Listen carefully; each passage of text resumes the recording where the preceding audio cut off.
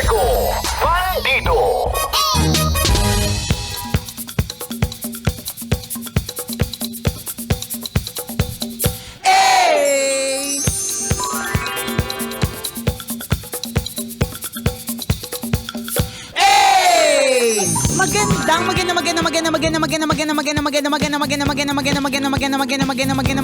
Magandang tanghali.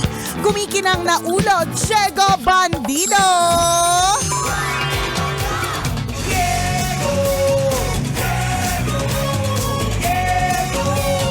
Go, Jego, go.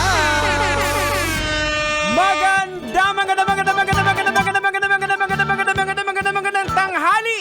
Kumikinang ina.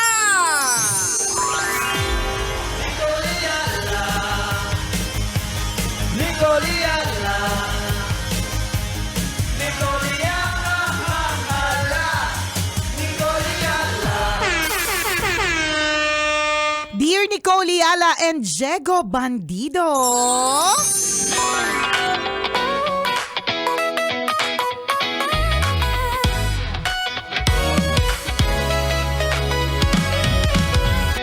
Ako po ay isang tsuper na laging nakikinig po sa inyo. Simula pa nung tambalan ni na Nicole Yala at Chris Tsuper hanggang ngayon na kumikinang natambalan with Jego Bandido.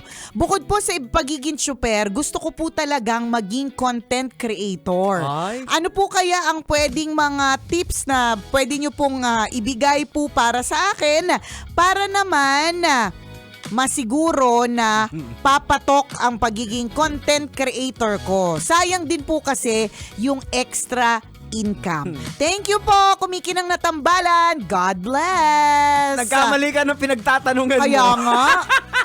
Siguro sobrang tindi nung kanyang yung pananalig at paniniwala sa atin na maski yun kaya nating sagutin.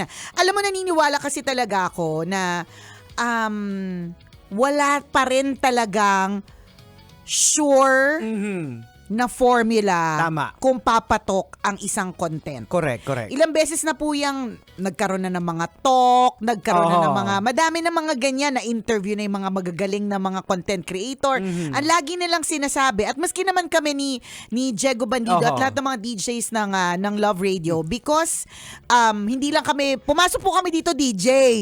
'Di ba? Ang ending, gumagawa na rin po kami ng content, 'di ba? Pero bago po yung mga content creator, sa isang interview, ang description sa akin nung interviewer is, even before the content creators came, ang pinaka-OG na content creators ay ang DJ. Tama. Diba? DJs talaga ang content creator. Tayo talaga yung kauna-unahan.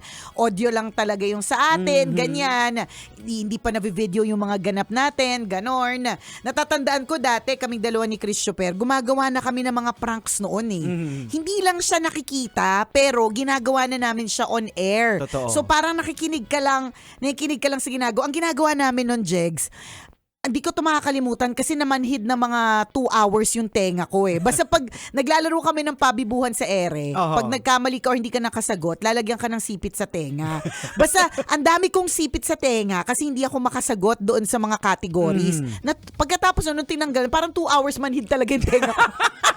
Pero dahil hindi naman na video, wala, kwento lang ang lahat. Tama. So, at hindi din naman during that time, para sa amin, dahil siguro hindi naman siya na video, walang social media, tinigil na din namin kasi parang wala man nakakita nito, tapos sumasakit lang yung tenga natin. May mga pagkain pa kami ng pulburo na walang tubig, di ba? May mga ganon. Wala kasi siyang surefire formula na talagang papatok. You just have to continuously try. Ayan, speaking of surefire, meron din akong ginawa dati na kasamahan ko parang nag-newscast. Habang nag-newscast siya, sinisindihan ko ng lighter yung Yung papel na binabasa niya. Yun, literal na naglalagablab ng balita. Nagbabagang balita. Literal. Wala na po sa Senado. Ay, bakit anong meron sa Senado? Ay, hindi. Sabi ko kasi news. Kumbaga parang ako naman kunwari nag-news. Ay, sabi ko lang, wala na po sa Senado. Ay, alam mo ba sa Senado? Oh. Ano? Mas malalim na balitaktakan. May chika ako na nasagap. Oh, ano daw? May mga... Sure ka ba dyan? Oo. May mga Oh. APs daw. Ibig sabihin Anong yung mga APs? parang wifi. Araling panlipunan? Oo, parang Ay, ganun. May mga wifi na nagkukunyari pero parang nag-snitch. Ano yun? Na parang may sumisilip. Inaalam ko ano mga information. Nagkukunwari siyang wifi doon sa loob ng Senate. Tao to. Ay, hindi. System? Oo, system. Wi-Fi? O kunyari, akala mo wifi, maglalagin ka doon, pero pala na tumitik-tik. Anong tinitik-tik? Kung ano mga information ang pinag-uusapan. Kung bakit? Oo, marami daw sino? nagpa-pop up na wifi. Chika lang to Oo. Oh, Nakita pwede- ko sa post ni Sir Arta sa Maniego. Si Sir Oo. Art Samaniego. Oh, Ano legit, yun eh, diba? cyber, Legit. IT Oo. expert yan eh. Ayan, kaya sabi, ang lalim Ang lalim ng naganap. So, merong mga tumitik-tik. O, tingnan mo, bakit napunta po tayo dyan, di ba? Kasi anything can be your content eh. Tama. Pero, babalik tayo dun sa Chuper, pero sisiguraduhin mo kaya mo i-sustain. So, for Correct. example, Totoo for yan. yung sinasabi ni Diego na post siya ni Art Samaniego. So, expert kasi siya sa cyber, Yes, oo. security, and IT head po siya sa Manila Bulletin, ganyan. So definitely yung kanyang mga magiging content mga konektado doon. Yan. 'Di ba? So kung ikaw Dapat mamang natural driver, siya, dapat basic. natural siya. I think yung best talaga, wala mang surefire formula kung papatok yung content, but it has to be authentic. Yun lang naman ang sinasabi ng lahat eh. 'Di ba sabi nga nila dun sa interview na yun, tinanong ako paano ako nagustuhan ng mga tao as an original content creator. Wala. Ang sagot ko lang talaga, nagpakatotoo. Correct. Kung galit ako sa mga lalaki. Nasaktan lang Correct. talaga siya. Kung galit talaga ako sa mga lalaki kasi feeling ko manluloko silang lahat eh. Oo. Nakarelate yung mga tao. So it Tama. has to be something na makaka-relate. And ikaw bilang chuper, kuya, kung magsasuggest lang ako, hindi ko naman sinasabing surefire formula to dahil anyone can actually do it eh. Yung experiences mo as a driver. Tama, totoo. 'Di ba? Yung mga klase ng pasahero, yung amoy ng sasakyan. Hindi ko Correct. yung lahat ng mga konektado dun sa field kung nasaan ka. Ayan, it must come naturally. Kasi Oo. like ako, for quite some time nahirapan din ko, ano bang content ko? Ano ba talaga person? Hanggang sa nakita ko doon sa faith journey ko na pag-share ng Word of God kasi yun yung gusto kong gawin. May Yun yung manood man o gagawin. wala, gagawin ko siya.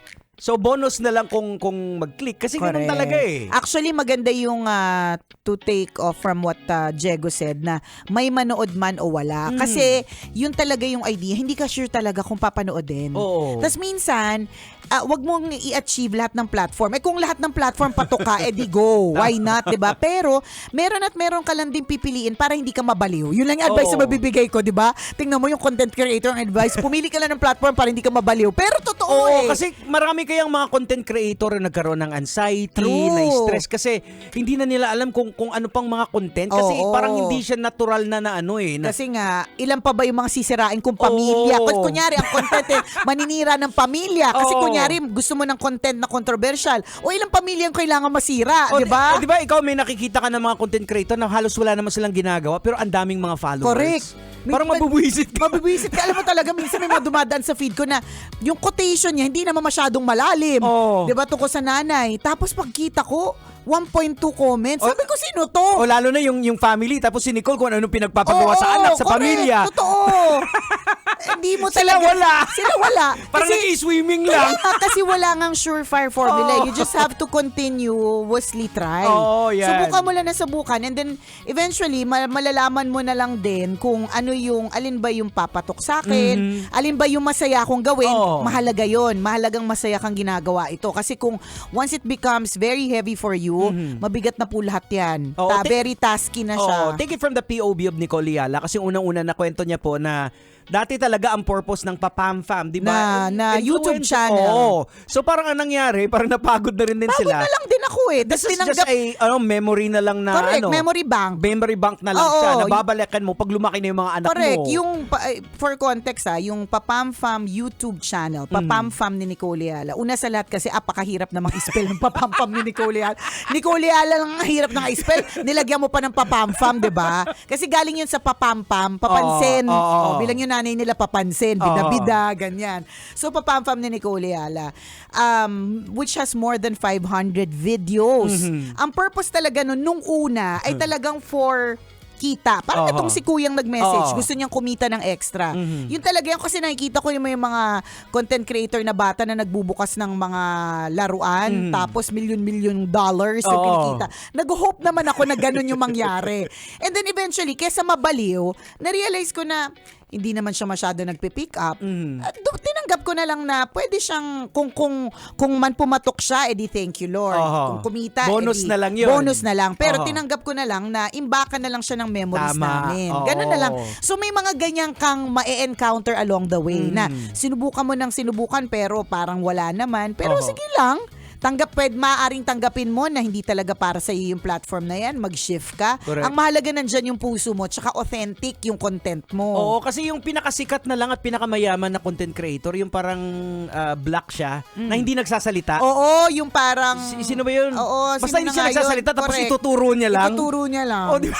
Sino na nga yun? Pinafollow ng mga anak ko yun eh. Oo. Diba? Siya yung pinakamayaman na content creator. So imaginein mo yung wala siyang sinasabi, papakita niya lang isang bagay na ginagawa, tapos ituturo niya lang dapat ganito. Pero walang Walang, kumbaga parang common sense kind of video Oh, yun, siya. oo. So baka meron kang mahanap na ganon.